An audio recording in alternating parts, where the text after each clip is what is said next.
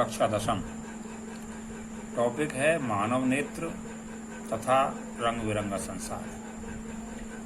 इससे पहले हम मानव नेत्र की रचना और उसके भागों के विषय में पढ़ चुके हैं और उसी के भाग से जुड़ा हुआ आज का टॉपिक है नेत्र की समंजन क्षमता। तो समंजन क्षमता जुड़ी हुई है नेत्र लेंस से और रेटिना से।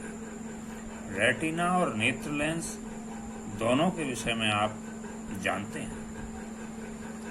जब नेत्र अनंत पर स्थित किसी वस्तु को देखता है तो नेत्र पर गिरने वाली जो समांतर किरणें जा रही हैं, ये समांतर किरणें नेत्र लेंस द्वारा रेटिना पर फोकस हो जाती हैं।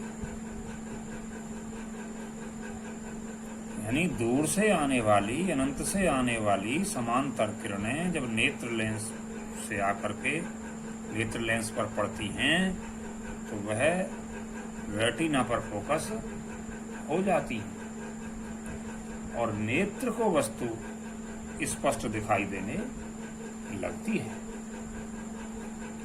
तो लेकर के नेत्र लेंस से और रेटिना तक की दूरी, नेत्र लेंस से रेटिना तक की दूरी नेत्र लेंस की फोकस दूरी कहलाती है। तो नेत्र लेंस की फोकस दूरी क्या हुई? नेत्र लेंस से और रेटिना तक की दूरी।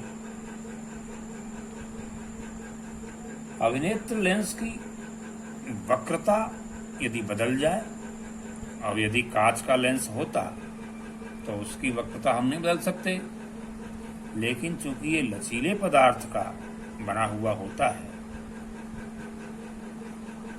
और मांसपेशियों इसके आसपास रहती ही हैं और मांसपेशियों द्वारा इस पर यदा कदा दबाव बनाया जाता है और कभी स्वतंत्र छोड़ दिया जाता है, तो लेंस की वक्रता घटती बढ़ती रहती है और लेंस पतला मोटा होता रहता है।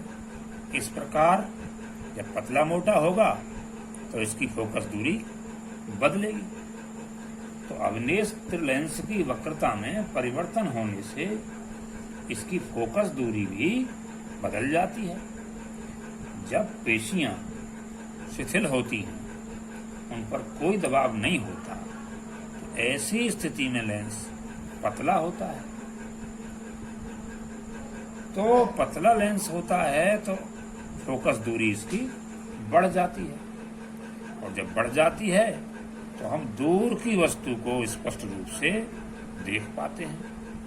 यानी दूर की वस्तु को स्पष्ट देखने के लिए पेशियां, हमारी मांसपेशियां इस पर दबाव न डालें, लेंस पतला हो, फोकस दूरी इसकी बढ़ी हुई हो, तो ऐसे स्थिति में हम दूर की वस्तु को आसानी से देख पाते हैं। और यदि हम निकट की वस्तु को देखना चाहें, यहाँ तो अनंत से किरणें आ रही थी, यहाँ पर अनंत का मतलब ये तो नहीं होता कि 2-4 किलोमीटर दूर, ऐसा नहीं है। ये तो 1-2 मीटर 3 मीटर की दूरी तक, इसी को हम अनंत मानते हैं। यहाँ जहाँ तक मानव नेत्र स्पष्ट रूप से पढ़ सकता है, अब हम खड़े होकर कोई 2-4 किलोमीटर दूर की वस्तु को थोड़े देख सकते हैं।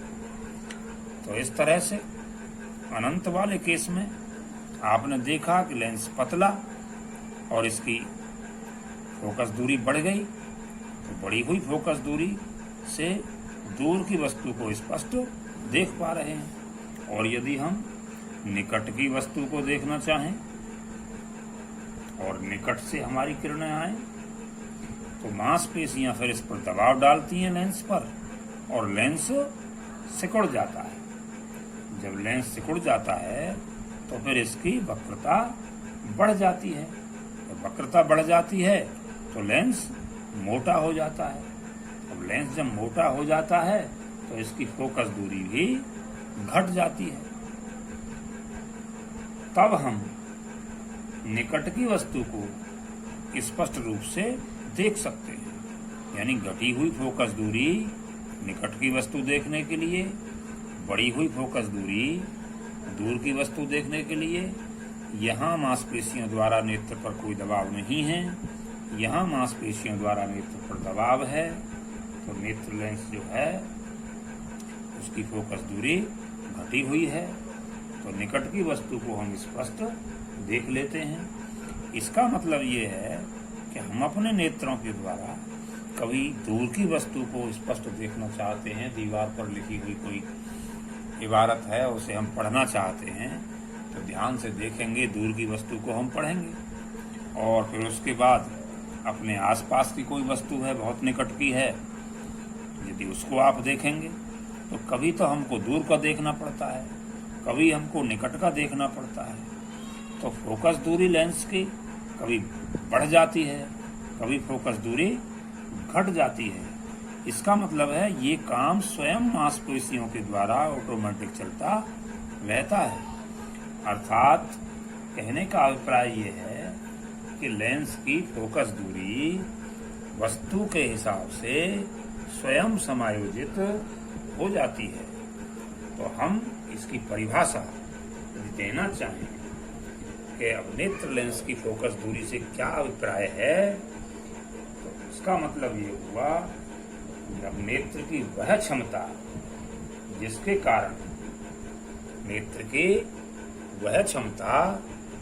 कारण वह अपनी फोकस दूरी को समायोजित कर लेता है। नेत्र लेंस की फोकस दूरी को समायोजित करने की क्षमता ही नेत्र लेंस की समंजन क्षमता कहलाती है।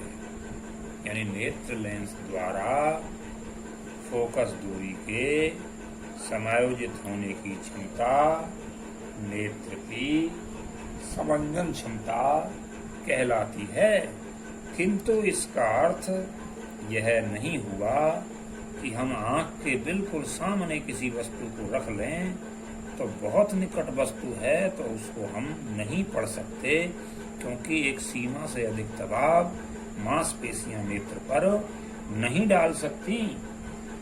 एक निश्चित इसकी भी न्यूनतम सीमा होती है सिकुड़ने की, उससे ज्यादा सिकुड़ नहीं सकते, उससे ज्यादा दबाव इस पर नहीं डाल सकते। जब व्यक्ति उम्र दराज हो जाता है, बूढ़ा हो जाता है, तो नेत्र लेंस पर मांसपेशियां बहुत अधिक दबाव नहीं डाल पाती, इसलिए नेत्र में आगे चलकर विकार भी पैदा हो जाते हैं।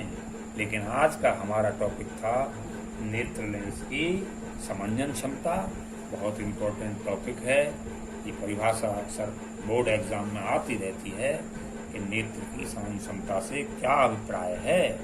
तो मूल रूप में हम यहाँ तक पहुँचे हैं कि मानव नेत्र द्वारा उसकी फोकस दूरी को समायोजित करने की क्षमता नेत्र लेंस की समंजन क्षमता कहलाती है। अथवा ऐसा कह सकते हैं कि अब नेत्र लेंस की वह क्षमता जिसके कारण वह अपनी फोकस दूरी को समायोजित कर लेता है, नेत्र लेंस की समंजन क्षमता कहलाती है। आज समंजन क्षमता के विषय में पुस्तक में ध्यान से पढ़ेंगे।